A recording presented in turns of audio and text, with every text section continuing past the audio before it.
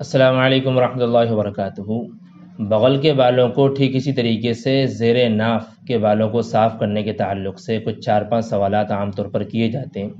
جیسے کتنے دنوں میں کرنا چاہیے، 40 دن کا کیا مسئلہ ہے،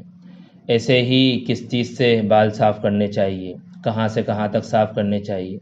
اور صفائی کرنے کے بعد کیا غسل کرنا ضروری ہے، ایسے ہی نماز قبول ہوگی نہیں ہوگی اگر نہیں کیا ہے۔ تو ان تمام ہی مسائل کو ہم انشاءاللہ اس ویڈیو میں حل کریں گے مختصراً۔ تو سب سے پہلی چیز تو یہ کہ یہ جو بالوں کی صفائی کا حکم ہے یہ شریعت میں صفائی کے طور پر ہے، صفائی یعنی النظافۃ من الایمان، کیونکہ نظافت اور صفائی ستھرائی یہ ایمان کا ایک حصہ ہے جس کا خاص طور سے شریعت نے اس کی تاکید بھی کی ہے۔ تو انہی میں سے ہے بغل کے بالوں کی صفائی کرنا اور زیر ناف یعنی شرمگاہ کے آس پاس کے بالوں کی صفائی کرنا۔ تو سب سے پہلی چیز تو یہ کہ اس کا حکم کیا ہے۔ حکم یہ ہے کہ ہر ہفتے کرنا مسنون اور مستحب ہے۔ سب سے بہتر یہ ہے کہ ہر ہفتے کیا جائے، خاص طور سے جمعے کے دن کو طے کر لیا جائے اور صفائی کی جائے۔ اگر ہفتے میں نہ ہو سکے تو 15 دن میں کر لیں، اور اگر 15 دن میں بھی نہ ہو سکے تو 40 دن سے پہلے بالوں کی صفائی کرنا ضروری ہے، ٹھیک ضروری ہے۔ اگر 40 دن ہو گئے اور ابھی تک بالوں کی صفائی نہیں کی تو پھر یہ سخت مکروہ ہے، سخت مکروہ، اس کی وجہ سے بندہ گنہگار ہوگا۔ اور ایسے ہی اب اگر نماز پڑھتا ہے تو نماز قبول تو ہو جائے گی، لیکن اس عمل کے نہ کرنے کی وجہ سے، صفائی نہ کرنے کی وجہ سے اس کے نماز میں وہ ثواب نہیں رہے گا جو ثواب عام نمازوں میں ہونا چاہیے، ٹھیک۔ دوسری چیز یہ کہ صفائی کہاں سے کہاں تک کرنی چاہیے،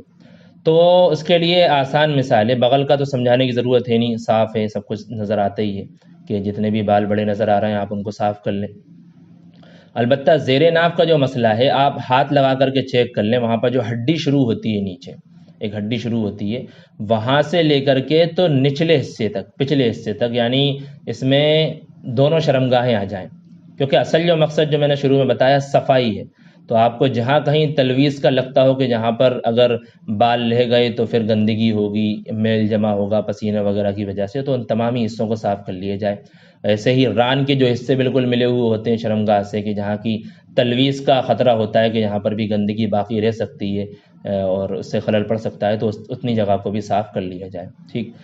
تیسری چیز آتی ہے کہ کس چیز سے صاف کیا جائے، تو اس میں بہتر یہ ہے، سب سے بہتر کہ مرد جو ہے وہ استرے کا استعمال کر لے، یا چاہے تو قینچی کا بھی استعمال کر سکتا ہے، ٹھیک، کیونکہ مسنون ہے، یہ حدیث شریف میں آیا ہے لوہے کے ذریعے سے صاف کرنے کا۔ تو لوہے کا قینچی بھی ہوتی ہے، ایسے ہی استرے میں جو بلیڈ استعمال کی جاتی ہے وہ بھی لوہے کی ہوتی ہے۔ اور اگر نہیں کر سکتا ہو اور کریم وغیرہ استعمال کرنا چاہے تو وہ بھی کر سکتا ہے، کوئی حرج نہیں ہے۔ البتہ عورتوں کا مسئلہ، تو عورتوں کے لیے بہتر الٹا مسئلہ ہے مردوں کے خلاف، یعنی بہتر یہ ہے کہ وہ کریم وغیرہ سے استعمال کریں، کیونکہ فقہا نے عورتوں کے لیے بالوں کو نوچنا، کھینچنا مستحب اور مسنون قرار دیا ہے۔ اور کریم اگر استعمال آپ کرتے ہیں یا اس طرح کا کوئی بھی صابن وغیرہ استعمال کرتے ہیں تو اس میں ایک طرح سے بال پورے جڑ سے ہی صاف ہوتے ہیں، تو یہ کھینچنے والا عمل ہو رہا ہے۔ تو دوسری بات یہ کہ اگر اس طرح وغیرہ استعمال کیا جاتا ہے تو وہاں پر کٹنے وغیرہ کا خطرہ ہے، اور عورتوں کو اتنی زیادہ اتنا وہ نہیں ہوتا شعور کہ جس کی وجہ سے وہ بچا جا سکے، تو بہتر ہے کریم وغیرہ کا استعمال کرنا۔ اور اگر اس طرح استعمال کرنا چاہے تو بھی کوئی حرج نہیں ہے، کوئی گناہ نہیں ہے۔ البتہ جو معذور ہوتے ہیں، جیسے جن کو دکھائی کم پڑتا ہو یا جو تھوڑے موٹے ہو گئے ہوں، جن سے پیٹ کی وجہ سے نچلا حصہ نظر نہ آتا ہو، تو وہ کریم وغیرہ کا استعمال کر لیں، زیادہ بہتر ہے تاکہ کٹائی بٹائی نہ ہو۔ ایسے ہی اگلا مسئلہ کہ اگر 40 دن سے زیادہ ہو گئے تو پھر نماز قبول ہوگی نہیں ہوگی، تو اس کو تو میں کلیئر کر چکا پہلے ہی۔ ایک مسئلہ اور رہ جاتا ہے غسل کرنے کا، تو غسل کرنا کوئی ضروری نہیں ہے،